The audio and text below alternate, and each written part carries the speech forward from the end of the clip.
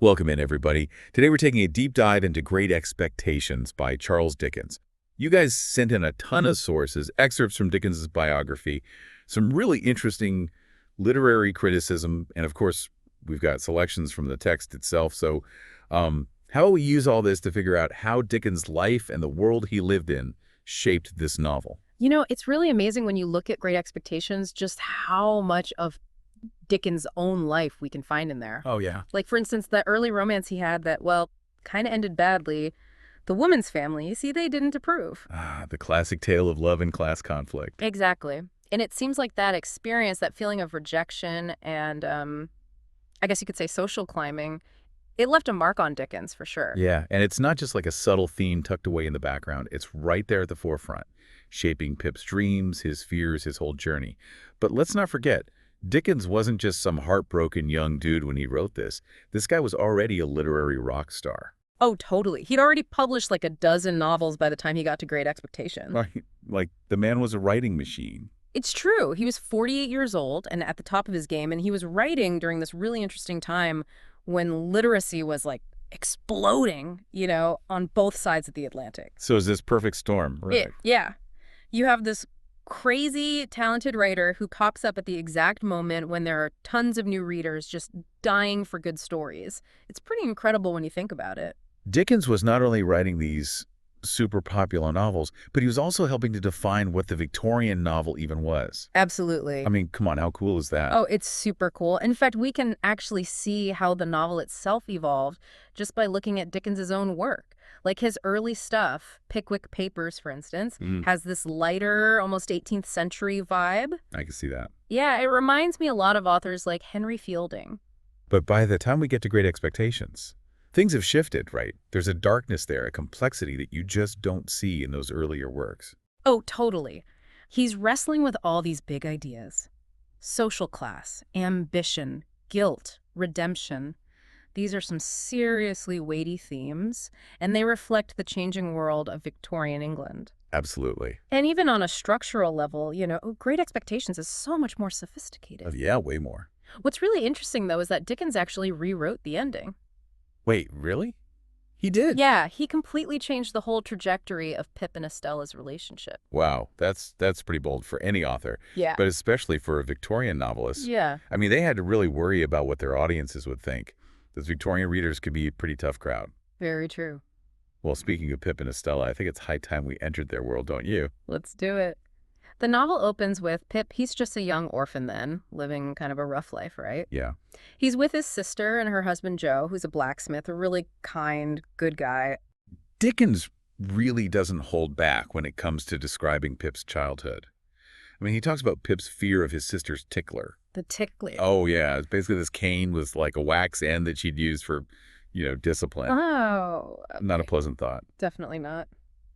And then there are those super creepy encounters Pip has with that convict on the marshes, remember? Oh, right. And that sets up the whole mystery at the heart of the story. And of course, who can forget that super strange visit to Miss Havisham's mansion? It's like something out of a Gothic novel. A decaying mansion, this wealthy, eccentric woman, and of course, the beautiful but oh so cold Estella. It's like a recipe for disaster. It definitely is. And it's fascinating how all those early experiences, all those little moments, shape Pip's deepest desires and anxieties. He's always so aware of his common background, and he just desperately wants to escape it. Right.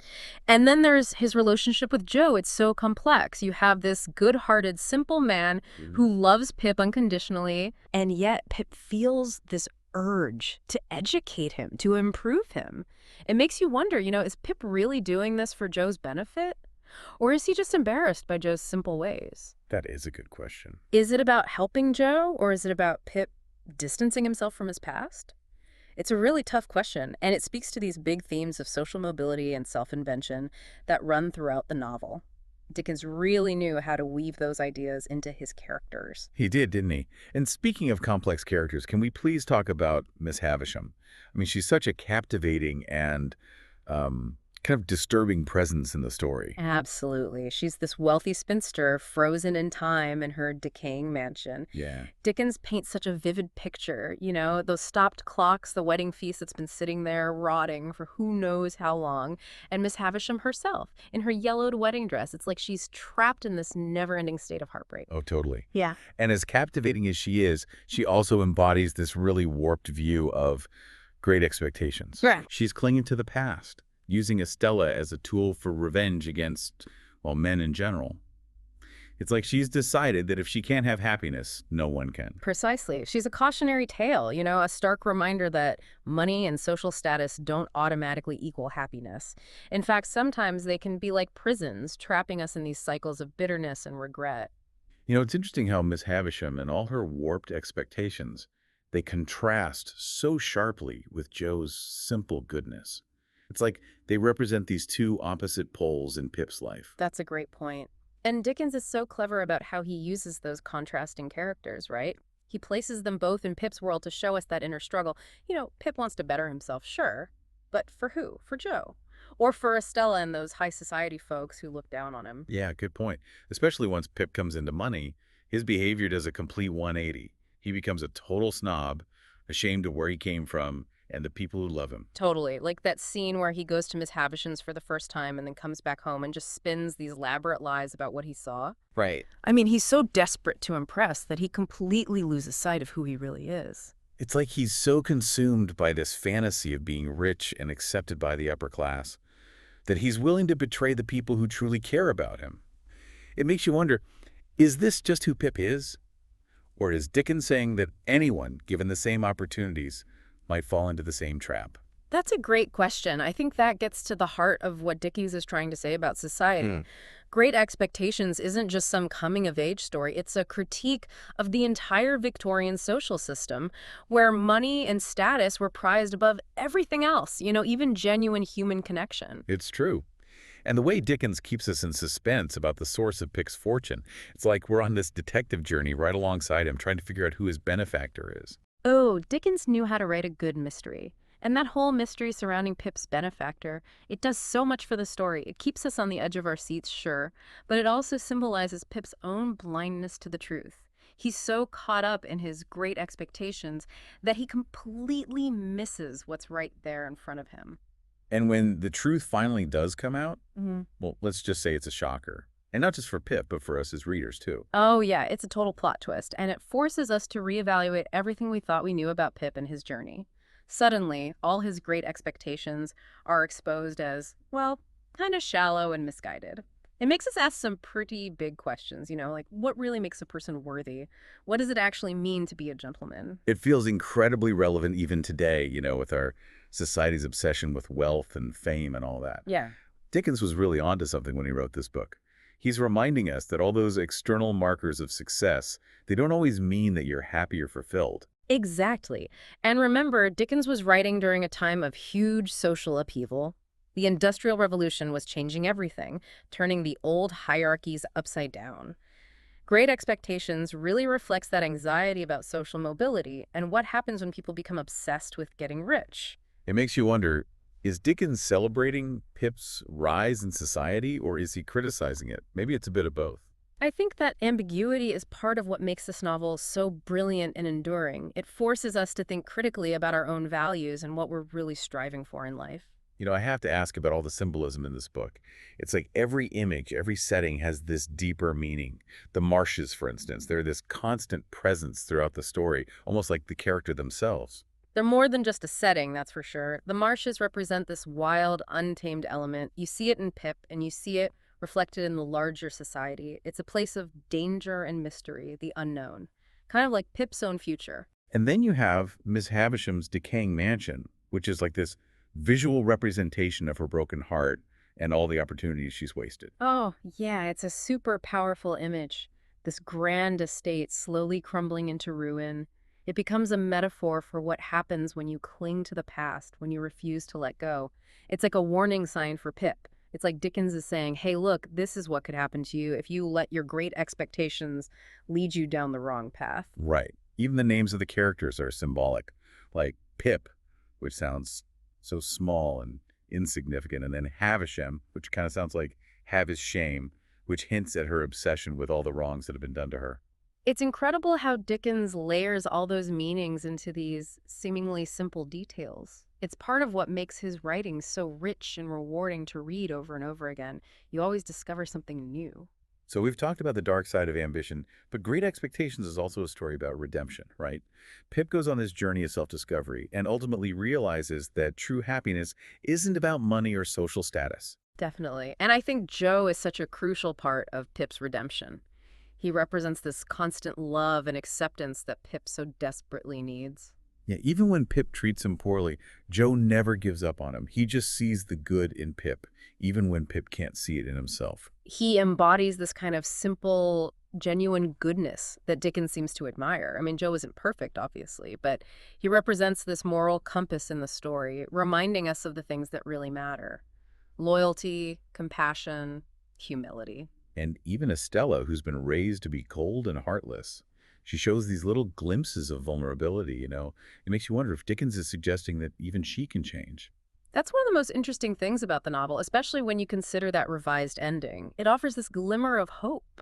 It suggests that even people who have been twisted by their own great expectations can find a way to heal and grow. Speaking of that rewritten ending, what do you think about Dickens's choice to change it? Why give Pip and Estella a second chance? It's a move that's definitely sparked a lot of debate among critics. Oh, yeah. Some people argue that it undermines the whole critique of social mobility and that idea that real happiness comes from those simpler values. Others see it as a more nuanced, more realistic way of looking at relationships. The idea that we can learn from our mistakes and maybe find redemption even after we've hurt others. It's fascinating to think about how that change in ending affects our interpretation of the whole story. Yeah. It makes you wonder what Dickens was really trying to say about second chances and the power of love. Yeah, it really makes you think about what Dickens himself thought was a good ending, right? And what he thought his readers would want. Especially back then when those serialized novels were so popular, authors really had to keep their audiences on the hook week after week. That's a really important point. Dickens was such a master storyteller. He knew exactly how to keep his readers coming back for more. But he was also a really insightful observer of human nature. I think he understood that people, deep down, we all want those moments of hope, those moments of redemption, even when things are tough. So maybe when he changed that ending, he was acknowledging that our great expectations in life, and maybe even in the stories we read, are this mix of idealism and realism. You know what I mean? Like, Right. we want the happy ending, sure, but we also want it to feel real. We want to feel like the characters have earned it. Exactly. And it's amazing, that Great Expectations still resonates with readers today. Whether they love the ending or hate it, it doesn't matter. We're still wrestling with those same questions about ambition and social mobility and figuring out what really matters in a world that often values the superficial over the substantial. And isn't that what makes a truly great novel? Yeah. Its ability to transcend time and speak to those universal human experiences. We might not be living in Victorian England, but we can still connect with Pip, with his struggles, his desires, his flaws. It's all still so relevant. It really is. Great Expectations, with all its twists and turns, it holds up this mirror to the human condition. It shows us our capacity for both good and bad, how easily we can be tempted, and ultimately, our potential for growth and transformation. It's a powerful story. So as we wrap up our deep dive into the world of Great Expectations, what does it all mean for you listening out there? We've explored Dickens' life, we've talked about the historical context, we've untangled that web of characters and themes, and we've even pondered those lingering questions about that revised ending. What have we learned? I think we've seen how this novel speaks not only to its own time, but to ours as well. It challenges us to take a good, hard look at our own great expectations. It asks us to really consider what truly matters at the end of the day. Is it wealth? Status? The approval of others? Or are those things ultimately fleeting, leaving us feeling empty and unfulfilled? Dickens reminds us that true fulfillment, true happiness, it comes from connection, from compassion, from those acts of kindness and loyalty that bring us together. Remember Joe, that steadfast, loyal blacksmith, the one who never gave up on Pip, no matter how badly Pip messed up. He's like the embodiment of those enduring values that Dickens seems to be championing throughout the novel. He really is. And maybe that's the biggest takeaway from Great Expectations. The idea that chasing after greatness can lead us down the wrong path, but simply being a good person, a true friend, a loyal companion, That's where the real value lies. And as you make your way through the pages of Great Expectations, I really encourage you to think about those themes. What are your own great expectations, and what are you willing to sacrifice to achieve them? Is it worth it? Remember what Joe might say. There's nothing quite like the warmth of a good fire, the company of good people, and maybe a slice of pie. Just skip the tar water. Wise words from a wise man. Thanks for joining us on this deep dive into Great Expectations. Until next time, happy reading.